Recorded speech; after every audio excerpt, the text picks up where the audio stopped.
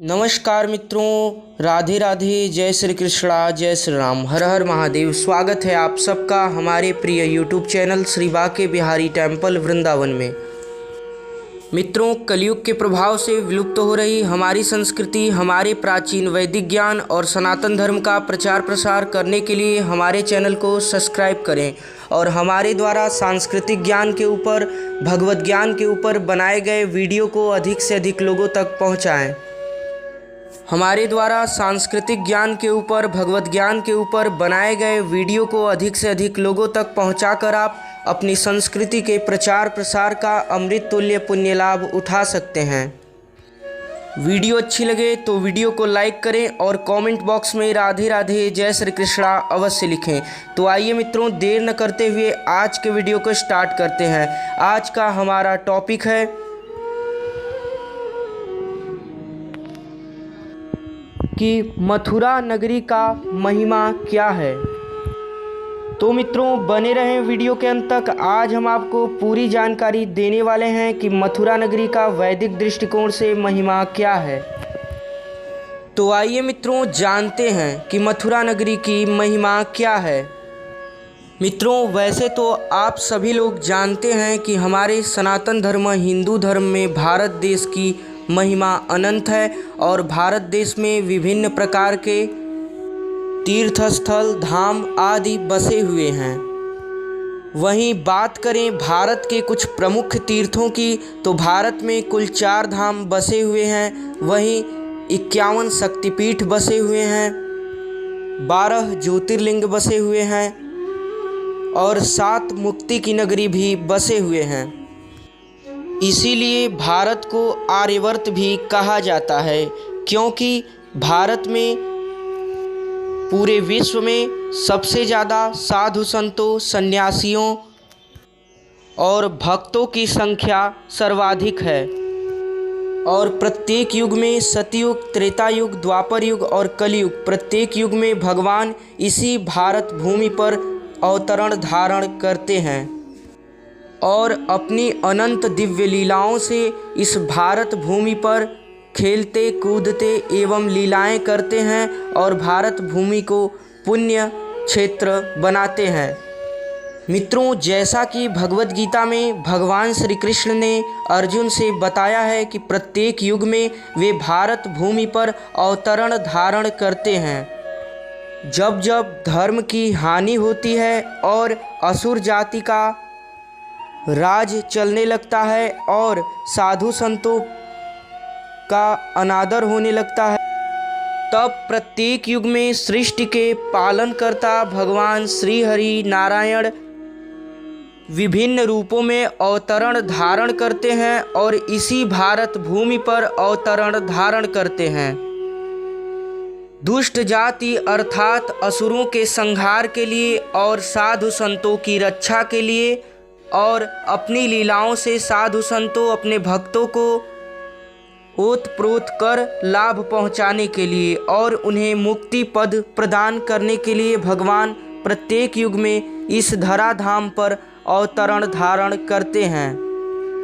उसी प्रकार मित्रों, भारत में विभिन्न प्रकार के तीर्थस्थल हैं और धाम हैं जिनका अपने अपने जगह विशेष महत्व है। वहीं द्वापर युग के समय में भगवान श्री हरि नारायण ने श्री कृष्ण अवतार धारण किया और इसी मथुरा नगरी में प्रकट हुए। वर्तमान समय में मथुरा नगरी भारत देश के उत्तर प्रदेश राज्य के मथुरा जिले क्षेत्र का भाग है, जिसे हम मथुरा नगरी के नाम से जानते हैं। यह भारत के 7 नगरियों में से एक है, अर्थात भारत के 7 मुक्ति की नगरी में से मथुरा एक है और यह भगवान श्री कृष्ण के भक्तों के लिए विशेष तीर्थ स्थली है। यहाँ पर भगवान श्री कृष्ण ने अपनी विभिन्न लीलाएं संपन्न किया था। वहीं इसी मथुरा नगरी में भगवान श्री कृष्ण ने कंस कारागृह में वसुदेव और देवकी के समक्ष प्रकट हुए थे और द्वापर युग के सबसे क्रूरी राक्षस अर्थात दुष्ट असुर कंस का वध किए। तो मित्रों, भगवान श्री कृष्ण ने इस भूमि पर अवतरण धारण किया है, इसलिए इस भूमि का महत्व शब्दों के अनुसार महिमा बताना असंभव है, क्योंकि यह भूमि जहाँ भगवान श्री कृष्ण ने प्रकट हुए थे वह भूमि की महिमा अनंत है। लेकिन आज के इस वीडियो में हम आपको श्रीमद् भागवत महापुराण के अनुसार मथुरा नगरी के कुछ विशेष तथ्यों को बताएंगे एवं महिमा को बताएंगे। तो मित्रों, विशेष रूप से श्रीमद् भागवत महापुराण में वर्णन मिलता है कि मधुवन मथुरा नगरी का प्रारंभिक नाम है, अपितु पुराण इतिहास की दृष्टि से देखें तो पृथ्वी पर मधुवन से प्राचीन कोई वन नहीं है। यह संपूर्ण ब्रजमंडल का प्रतिनिधि वन था। यह एक नितांत सत्य है कि यह अजर और अमर है। प्रलय के समय भी इसका अंत नहीं होता है। इसका ही नहीं, इससे लगे बधे वन, उपवन, यमुना आदि सभी सृष्टि संहार काल में अक्षय रहते हैं। अर्थात कि मित्रों, सृष्टि के प्रलय समय में भी इस क्षेत्र का प्रलय नहीं होता है, ऐसा श्रीमद् भागवत महापुराण में वर्णन है और श्लोक के माध्यम से भी बताया गया है। यह तथ्य गर्ग संहिता में तो स्पष्ट रूप से दिया ही है, लेकिन अन्य पुराणे इतिहासों और पन्नों में भी दिया गया है। श्रीमद् भागवत महापुराण के तृतीय स्कंद में सृष्टि वर्णन आया है और यह सृष्टि वर्णन लगभग सभी हिंदू शास्त्रों में समान रूप से एक जैसा ही वर्णित है, कोई अंतर नहीं है। सृष्टि के पूर्व यह संपूर्ण विश्व पृथ्वी जल में डूबा हुआ था। एकमात्र श्री नारायण जल के ऊपर शेष शैया पर सोए थे। तब मित्रों, काल शक्ति से प्रेरित हो श्री नारायण ने अपनी नाभि से एक कमल उत्पन्न किया। वह विस्तृत कमल स्वयं श्री विष्णु का ही विग्रह था। फिर उसकी कर्णिका पर ब्रह्मा जी प्रकट हुए। श्री नारायण ने उन्हें सृष्टि का आदेश दिया कि वे सृष्टि रचें। तब ब्रह्मा जी ने 10 प्रकार की सृष्टि की। यह 10 प्रकार की सृष्टि महतत्व, अहंकार, भूत, सर्ग, इंद्रियां, सात्विक अहंकार, मन, अविद्या, वैकृति सृष्टि, वृक्षादि, तिर्यक योनि, पशु पक्षी, मनुष्य सृष्टि, देवादि की सृष्टि की गई है। इसी विभिन्न नामों के अनुसार श्रीमद् भागवत महापुराण में उल्लेखन है कि ब्रह्मा जी ने स्वयं अपने शक्ति से 10 प्रकार की सृष्टि को रची। जो यहाँ पर महतत्व, अहंकार, भूत, सर्ग, इंद्रिया, सात्विक अहंकार, अविद्या, वैकृत सृष्टि, तिर्कयोनि, मनुष्य सृष्टि, देवतादि की सृष्टि में वर्णन है। फिर उन्होंने मनवंतर काल रचे। तत्पश्चात ब्रह्मा जी ने अपनी इसी मानसी सृष्टि से 5 वृत्तियां रची।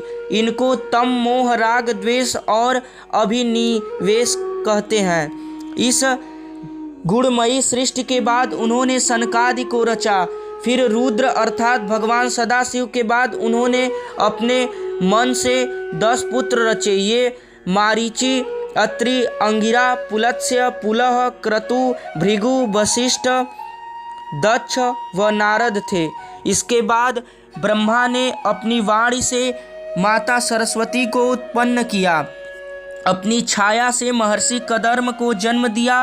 वे सब ब्रह्मा के आदेश कि तुम सृष्टि करो की अवज्ञा करके तप करने आकाश की आदि ऊर्ध्व लोकों में चले गए। फिर ब्रह्मा जी ने सबसे अंत में अपने दाहिने शरीर से सार्वभौमिक प्रथम सम्राट स्वयंभू मनु को और वाम शरीर से महारानी शतरूपा को जन्म दिया। ब्रह्मा के आदेश से ये दोनों सृष्टि करने को निवृत्त हुए। सृष्टि के लिए प्रेरित होते स्वयं मनु ने ब्रह्मा जी से कहा कि हे प्रभु, आप मेरे और मेरी संतान को रहने के लिए स्थान प्रदान करें, क्योंकि इस समय तो मैं आपके विशाल कमल पर ही आश्रित हूँ। तब ब्रह्मा जी की प्रेरणा से श्री नारायण ने वराह अवतार धारण किया और हिरण्याक्ष के चंगुल में फंसी हुई तथा रसातल में डूबी हुई पृथ्वी का उद्धार किया। उस समय श्री नारायण रूप वराह भगवान ने उसे आधार शक्ति देकर जल के ऊपर स्थापित कर दिया। और भाग में यही वह झुकी हुई है कि वराह अवतार में और भगवान वराह ने इसको अपने मुख पर उठाया था, इसलिए पृथ्वी को उठाया था। इसी कारण पृथ्वी आधी झुकी रह गई। हमें वेदों में भी मिलता है। विज्ञान के दृष्टिकोण से माना जाता है पृथ्वी के स्थित हो जाने पर मनु और शत्रुपा ने मैथुनी सृष्टि से 5 संतानों को जन्म दिया। इसमें प्रियव्रत और उत्तानपाद 2 पुत्र हुए और आहुति, देहुति और प्रस्तुति ये 3 कन्याएं हुई। प्रियव्रत बड़े थे, वे युवा होने पर तपस्या करने चले गए और उत्तानपाद ने सुनीति के गर्भ से ध्रुव और सुरुचि से उत्तम नामक पुत्र को प्राप्त किया। विमाता सुरुचि के अत्याचार तथा भेदभाव से पीड़ित हो जब बालक ध्रुव रात्रि में नगर से वन में चले गए, तब नारद जी ने आकाश में स्थित हो उसे घोर जंगल में भटकते देखा। तब वे बालक ध्रुव को समझाने के लिए उसके पास आए और घर लौट जाने को कहा। तब बालक ध्रुव नहीं माना। तब नारद जी ने ध्रुव को ज्ञानोपदेश देते हुए कहा, तत्तता च गच्छं भद्रते यमुनायास्तटं शुचि पुण्यं मधुवनं यत्र सानिध्ये नित्यदा हरेः। मित्रों, इस श्लोक के माध्यम से श्री नारद जी ने मथुरा भूमि का महिमा का वर्णन किया है। श्लोक है, तत्ताच गच्छ भद्रम ते यमुनायाष्टतम शुचि पुण्यम मधुवनम यत्र सानिध्ये नित्यदा हरेः। मित्रों, इस कथन से सिद्ध होता है यह श्री पद्म पुराण, ब्रह्मवैवर्त पुराण, श्रीमद् भागवत महापुराण, शिव पुराण आदि अनेक पुराणों में इस बात का वर्णन मिलता है। इस कथन से सिद्ध है कि सृष्टि के आदि में प्रथम चतुर्युगी के प्रथम सतयुग में इस पृथ्वी पर मधुबन यमुना का पवित्र तट, इस तट पर दिव्य वृक्षादि, यमुना का निर्मल जल और वहाँ अदृश्य रूप में श्री हरि का नित्य निवास हुआ करता था। भले ही पृथ्वी तब सूर्यवंशी नरेश भागीरथ न जन्मे हों और गंगा जी भी न आई हों, लेकिन मधुवन और यमुना का अस्तित्व है। और मित्रों, वैदिक नाम मथुरा का मधुवन है, इसीलिए पुराणों में इसे मधुवन के नाम से उल्लेखन मिलता है। लेकिन मित्रों, भले ही गंगा जी का उद्गम न हुआ हो, लेकिन उससे पूर्व ही मधुबन और यमुना जी का अस्तित्व सतयुग में भी था। इस बात का वर्णन विष्णु पुराण में, शिव पुराण में, ब्रह्मवैवर्त पुराण में, पद्म पुराण में और श्रीमद् भागवत महापुराण आदि कई पुराणों में भी वर्णन मिलता है। अतः मित्रों, इस इतिहास से यह सिद्ध है कि मधुवन, यमुना, ब्रजमंडल और उसके पवित्र क्षेत्र सृष्टि से पहले यहाँ मौजूद थे। इस तथ्य की पुष्टि तत्वज्ञानी महर्षि गर्गाचार्य विचरित गर्ग संहिता के निम्न कथन से भी होती है कि गर्गाचार्य ने अपने पुराण में लिखा है कि तब पृथ्वी का एकमात्र पति श्री वराह भगवान थे और वराह भगवान से पृथ्वी ने प्रश्न किया कि हे प्रभु, मैं तो रसातल में डूबी हुई हूँ और हर ओर पानी ही फैला हुआ है, फिर मैं अपने पृथ्वी का विस्तार किस क्षेत्र में करूँ? तब वराह भगवान ने उत्तर देते हुए कहा कि हे देवी, आप उसी ओर अपना विस्तार करिए जिस ओर वृक्ष आदि लगे हों। लेकिन मित्रों, इससे सिद्ध होता है कि वृक्ष तो तभी लगे होंगे जब पृथ्वी रही होंगी, और जब पृथ्वी ने देखा तो उन्हें वृक्षादि केवल यमुना तट पर स्थित एकमात्र इसी मधुवन मथुरा क्षेत्र में दिखे और यह भूमि पृथ्वी से भी अनंत गुना फलदायी है, ऐसा पद्म पुराण में वर्णन मिलता है। वहीं गर्ग संहिता में श्री गर्गाचार्य ने भी लिखा है। तब पृथ्वी ने सबसे पूर्व अपनी प्रतिक्रिया और विस्तार मधुवन अर्थात मथुरा से किया और वराह भगवान ने कहा कि यहाँ मैं हर चतुर्युग के द्वापर युग में अवतरण धारण करता हूँ और सृष्टि के अंत के समय में भी इस मधुवन अर्थात मथुरा क्षेत्र और ब्रजमंडल से जुड़े हुए सभी क्षेत्रों का कभी संहार नहीं होता है। इसी कारण प्रलय होने पर, नई सृष्टि उत्पन्न होने पर भी इस मथुरा क्षेत्र का वास्तविक स्वरूप पूर्व जैसा ही है। अर्थात कि मित्रों, पुराणों से यह सिद्ध होता है कि मथुरा नगरी जो ब्रजमंडल के क्षेत्र में आती है, वहीं ब्रजमंडल में कई सारे गांव आते हैं। उसमें प्रमुख मथुरा, वृंदावन, गोकुल, नंदगांव, गोवर्धन, बरसाना और काम्यवन हैं। और मथुरा में भी प्रमुख 12 वन हैं, जिसमें से सर्वाधिक प्रमुख वृंदावन है। ये सभी क्षेत्र ब्रज 84 कोस के अंतर्गत आते हैं और विद्वानों द्वारा यह पता लगाया गया है कि पूर्ण ब्रजमंडल 64 स्थान व 64 गांव होते हुए ब्रजमंडल के क्षेत्र में फैले हुए हैं। वहीं 252 किलोमीटर में ब्रज 84 कोस फैला हुआ है। और भगवान वराह ने स्वयं अपनी वाणी से पृथ्वी माता को बताया कि यह मधुवन अर्थात कि मथुरा क्षेत्र, ब्रजमंडल सटे हुए सभी क्षेत्र भगवान श्री कृष्ण की लीलाओं से हर द्वापर युग में ओतप्रोत होते हैं। इसलिए यह भूमि अजर अमर है, अर्थात कि प्रलय के समय भी इसका अंत नहीं होता है और इसकी वास्तविक प्रवृत्ति प्रलय के बाद भी वैसी ही रहती है। पुराणों और धर्म ग्रंथों में मित्रों वर्णन मिलता है कि मथुरा क्षेत्र मुक्ति की नगरी मानी जाती है। यहाँ वास करने से या यहाँ के क्षेत्रों से जुड़े हुए जैसे वृंदावन, बरसाना, गोकुल, नंदगांव आदि क्षेत्रों में वास कर भगवान श्री कृष्ण की भक्ति करने से भगवान श्री कृष्ण का परम लोक, जिसे श्रीमद् भागवत महापुराण में गोलोक वृंदावन दिव्यलोक माना गया है, उसकी प्राप्ति होती है और मोक्ष पद की प्राप्ति होती है। इसीलिए मथुरा को मुक्ति की नगरी भी कहा जाता है। और भारत के प्रमुख 7 मुक्ति की नगरियों में से मथुरा को भी जाना जाता है। इसी मथुरा क्षेत्र के विभिन्न क्षेत्र ब्रजमंडल के कई गांवों में भगवान श्री कृष्ण ने अपनी दिव्य लीलाएं की थी। और मित्रों, मथुरा नगरी को विशेष महत्व प्रदान किया गया है क्योंकि भगवान श्री कृष्ण ने स्वयं अपने मुख से नारद जी से एक प्रसंग में कहा था कि मथुरा नगरी तो मेरा वास्तविक घर ही है और यहाँ वास कर भगवान श्री कृष्ण की श्रद्धा भाव से भक्ति करने से स्वयं भगवान श्री कृष्ण प्राप्त होते हैं और मोक्ष पद की प्राप्ति होती है। और मथुरा नगरी की सबसे बड़ी महिमा यही है कि प्रलय के समय भी इस क्षेत्र का अंत नहीं होता है, क्योंकि वराह भगवान ने इस क्षेत्र को अमर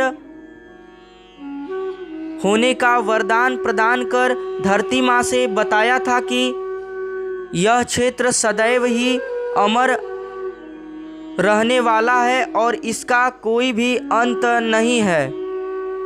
और मित्रों, श्रीमद् भागवत पुराण में वर्णन मिलता है कि इस क्षेत्र में वर्तमान समय में चल रहे युग कलयुग का भी कोई असर प्रभाव नहीं पड़ता है और इस क्षेत्र के निवासियों पर कलयुग का प्रभाव नहीं रहता है।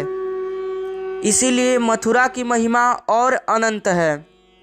मित्रों, मथुरा की विशेष महत्वता यही है कि जहाँ स्वयं सृष्टि के पालनकर्ता अर्थात सृष्टि के भगवान श्री हरि नारायण अवतरण धारण करते हैं और दुष्ट का संहार करते हैं और इस भूमि पर विभिन्न प्रकार की लीलाएं करते हैं और इस भूमि पर खेलते कूदते और इस भूमि की रज में अर्थात माटी में लौटते हैं। यह भूमि अनंत है और इस भूमि को श्री कृष्ण कृपा प्राप्त भूमि माना गया है। तो मित्रों, आशा करते हैं कि आज की हमारी यह वीडियो जो कि मथुरा नगरी की महिमा के ऊपर आधारित थी। आप सभी को पसंद आई होगी। वीडियो को अधिक से अधिक शेयर करें। धन्यवाद। राधे राधे। जय श्री